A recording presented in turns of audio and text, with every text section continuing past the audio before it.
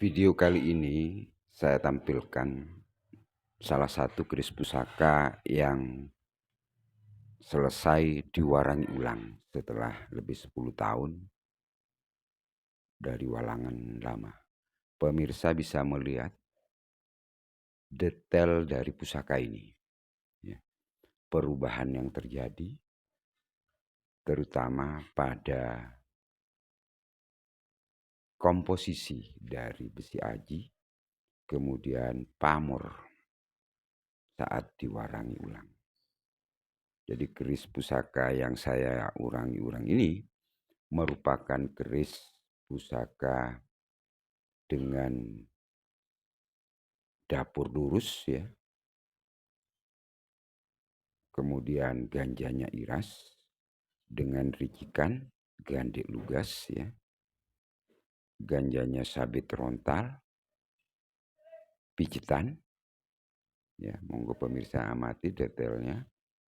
Kemudian terdapat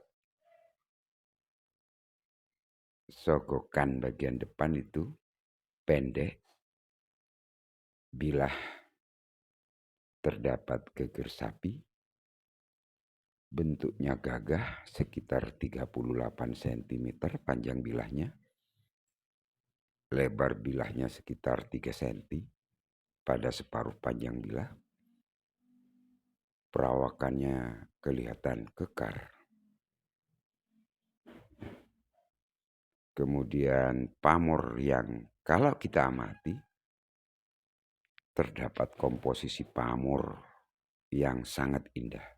Mulai dari sorsoran, ada pamor sumber berlanjut ke atas sehingga bisa dikatakan di bawah ini pamor lawi saukel, ya. Namun juga terdapat beberapa pamor tiban. Pada bagian tengah ada pamor atek, kemudian di ujung ada pamor tudung yang menyatu, ya. Di antara komposisi pamor itu merupakan satu kesatuan. Ada pamor wengkon juga yang halus, ada pamor melumah, pamor tiban.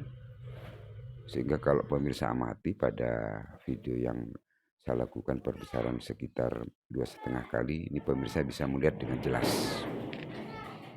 ya, bagaimana secara utuh keris pusaka ini setelah diwarangi.